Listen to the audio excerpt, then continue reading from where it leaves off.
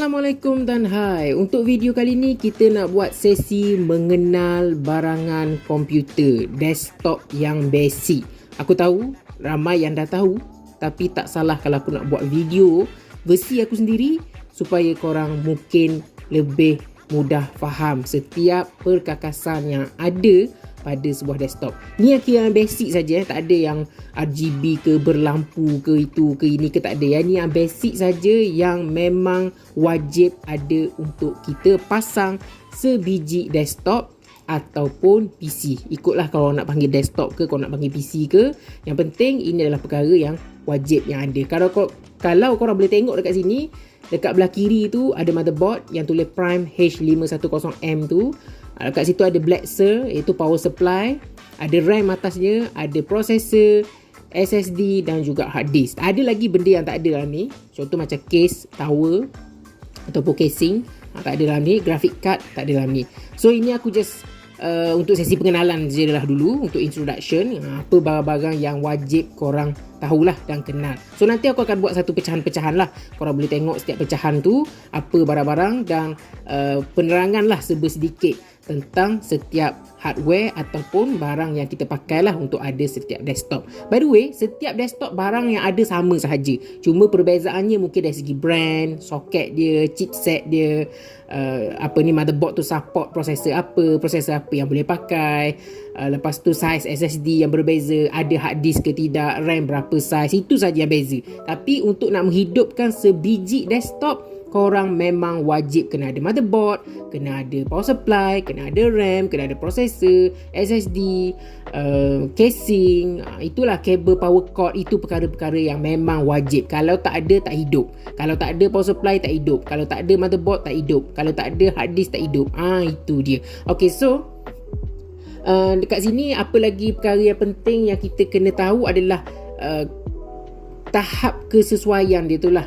Dia boleh ngam ke tidak dengan processor, dengan motherboard. Ini graphic card. Graphic card ni boleh ke tidak masuk dengan motherboard tu, and ada bottleneck ke tidak. Perkara-perkara ni yang kita akan pergi kepada satu persatu lah melalui pecahan-pecahan yang akan aku asingkan. So yang pertama sekali yang kita akan pergi adalah motherboard dan processor. Alright, so dalam topik motherboard dan processor ni, perkara wajib yang kita kena tahu adalah soket processor itu kena sesuai dengan motherboard. Contoh, kalau korang beli Intel i5 yang macam dalam video ni, dia menggunakan soket LGA 1200.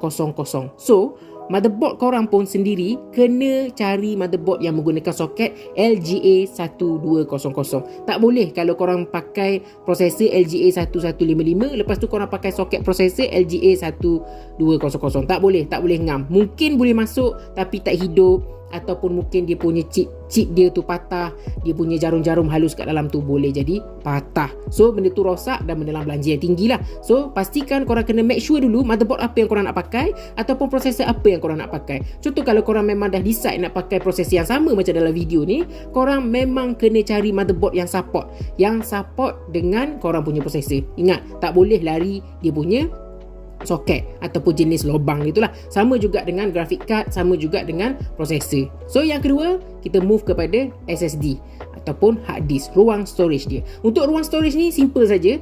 Korang memang berhak nak pilih sebesar mana pun saiz korang nak. Brand pun sama, kita ada Panther, kita ada Kingston, kita ada Samsung, macam-macam jenama-jenama storage yang ada lah. SSD Toshiba pun ada, macam-macam lah. So tak kisahlah soal brand tu. Yang penting sekarang ni korang ada hak korang sendiri untuk nak pilih. Kalau korang ni jenis simpan cerita, jenis simpan data banyak, jenis simpan gambar banyak, korang kena ambil hard disk yang 1TB, 2TB dan ke atas. Itu wajib. 500GB pun okey, tapi boleh kata macam agak ngam-ngam lah. Untuk SSD tu untuk kita simpan Windows sahaja. SSD tu untuk kita letak Windows sahaja. Dan nak ambil SSD yang besar pun tak ada masalah. Boleh je kalau korang nak ambil SSD yang bersaiz 1TB ke 480GB ke, boleh, tak ada masalah. Tetapi untuk kita nak simpan data-data kita macam game ke, gambar ke, video ke, cerita Korea ke, kalau nak simpan kan, korang boleh simpan dalam hard disk. Sebab hard disk ni walaupun saiz dia besar, harga dia tak mahal sangat. Tapi kalau SSD, korang beli yang 480GB pun harga dia dah nak cecah RM300, RM200 lebih lah. Itu yang penting. Ini hak korang lah. Kalau korang rasa korang simpan data banyak, korang kena ambil saiz SSD ataupun hard disk yang besar. Itu saja. Dan dari segi pemilihan jenama itu pun korang kena study jugalah dekat Google. Ada macam-macam jenama, tapi yang paling terbaik Samsung lah. Samsung pasti yang terbaik. Tapi walau macam mana sekalipun, harga dia memang agak Yahudi lah sikit. Sebab memang Samsung tu memang yang jenis okey lah, brand yang paling okey lah untuk part of SSD. Dan SSD ni dia ada dua jenis. Satu yang 2.5 inci macam dalam gambar yang ditulis aperture tu. Dan satu lagi tu dia panggil NVMe ataupun M.2. Yang tu dia macam RAM. Dia berbentuk macam RAM. Okay? Dia macam sikat lah, dia macam sekeping macam tu. And kita boleh masuk dekat motherboard. Sama saja, dua-dua pun SSD. Cuma dari segi transfer data dan kemampuan kuasa dia tu memang berbeza lah sikit. Kalau pakai NVMe tu, korang punya transfer data tu lebih banyak lah. Dia mungkin boleh bawa 6GB dalam satu masa. Dia mungkin boleh bawa 10GB dalam satu masa. Itu contoh lah. Itu contoh, okay? Supaya korang faham lah perbezaan antara SSD yang ni 2.5 inci dan juga SSD yang NVMe ataupun M.2. Untuk hard disk ni tak ada apa sangat. Hard disk ni lebih kepada untuk simpan data-data kita sajalah, untuk tambahan. Kalau SSD dah tak muat, kita boleh gunakan hard disk. Tapi kalau boleh, kita jangan paksa lah simpan dalam SSD. Kita memang kena simpan segala data-data kita, macam cerita ke, assignment ke apa ke, simpan dalam hard disk lah. Dan cerita jangan simpan dalam SSD kalau boleh. SSD ni memang untuk sistem Windows sahaja. Untuk sistem Windows saja ataupun perkara-perkara yang kita download lah. Okay? So ini sahaja untuk bahagian SSD. Kita move kepada yang seterusnya punya hardware, iaitu RAM. RAM ni memang simple je sikit je. Aku tak boleh nak cerita banyak sangat. Sebab RAM ni dia lebih kepada untuk kita multitasking lah. Semakin besar nilai RAM itu, semakin banyak benda yang korang boleh run dalam satu masa. Contoh kalau korang nak guna Adobe Photoshop, lepas tu korang nak buka Google, lepas tu dalam masa yang sama korang nak guna Microsoft Office, kan dalam satu masa kan, serentak kan. Memang korang kena ada RAM yang tinggi lah. Kalau macam ni, setup ni kita guna 16GB RAM, 8GB. Itu sajalah sedikit tentang RAM lah. Dan RAM ni pun dia ada slot dia lah, DDR3, DDR4. Dan korang kena padankan lah, okay? So next adalah power supply. Ini adalah perkara yang boleh kata hardware yang penting jugalah, okay? Power supply ni penting. Kalau tak penting, tak hidup. Sebab apa? Sebab dia adalah hardware yang akan memberi elektrik lah, bekalan elektrik kepada kita punya PC. Kalau tak ada bekalan elektrik, macam mana nak hidup, macam mana nak terbuka kan, macam mana nak guna. So power supply kena ada. So macam mana dari segi pengiraan power supply ni, basically kebanyakan setup PC yang ada sekarang boleh menggunakan 500 watt punya, okay? 500 watt punya. Sebab kalau kita ambil yang kecil, mungkin akan berlakunya kekurangan kuasa lah, kekurangan power. Tapi kalau korang ambil yang lebih pun tak bagus juga, sebab akan ada pembaziran wang. Sebab harga power supply akan lebih mahal lah. Kalau korang beli yang 600 watt, memang akan lebih mahal pada 500 watt. Itu saja. Untuk pengiraan tu korang boleh pergi kira dekat Google. Ada tempat untuk nak mengira kita punya tahap power yang kita perlukan. So step yang kelima, bukan step, hardware yang kelima yang kita perlukan adalah graphic card. Graphic card ini basically-nya tak perlu pun. Sebenarnya dia adalah hardware tambahan sahaja.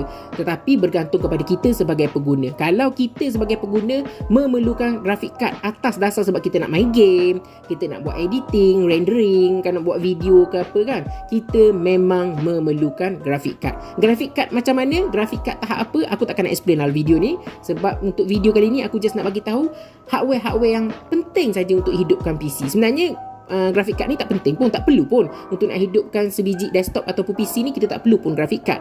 Tetapi kalau korang memang jenis nak guna PC tu untuk buat gaming, streaming, nak edit video untuk YouTube, korang content creator ke apa ke, graphic card memang diperlukan untuk mendapat hasil gambar yang cantik ketika main game.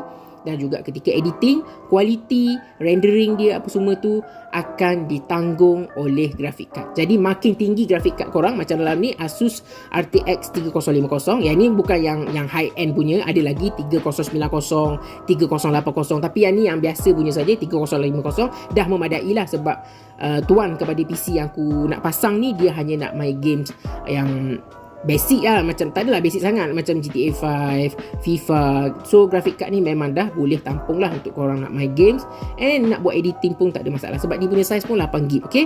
And yang penting, Kalau korang nak pasang graphic card ni pun korang kena tengok juga korang punya power supply tu, bukan power supply, maksud aku processor tu boleh ngam ke tidak dengan kita punya graphic card ni. Kalau tidak, dia akan timbul istilah bottleneck. Bottleneck tu akan berlakunya macam tak kena.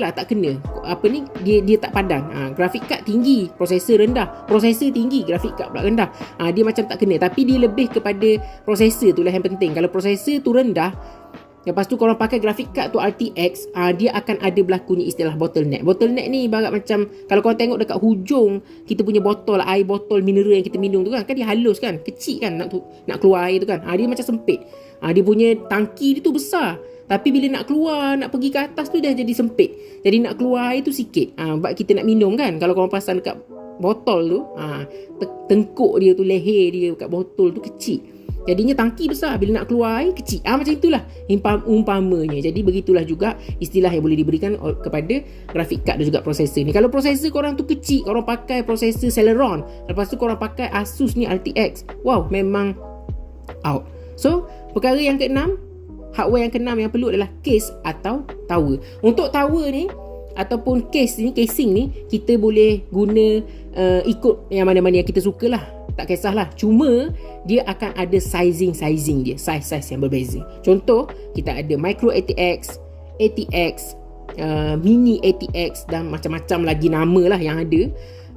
Dan yang ni kita menggunakan MATX saja, micro ATX, sebab dia ngam dengan motherboard dia tu. Sebab kita kena tengok kita punya motherboard dekat kotak tu. Masa kita nak beli, contoh kalau korang beli dekat Shopee ke, korang beli online ke, korang beli dekat kedai komputer sendiri ke, korang boleh baca dulu ataupun tanya seller tu, penjual tu, saiz motherboard ni macam mana, dia pakai motherboard apa, motherboard dia MATX ke ATX ke apa ke. Benda tu yang menjadi penentu kepada korang punya casing ataupun tower ni. Sebab kalau korang beli yang kecil punya casing, tak muat.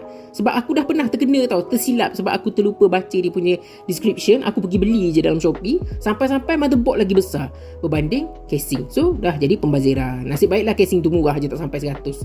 Sebab aku just set up untuk aku punya cyber cafe saja. So itu sajalah hardware yang penting. So sampai di sini sajalah dahulu video ini.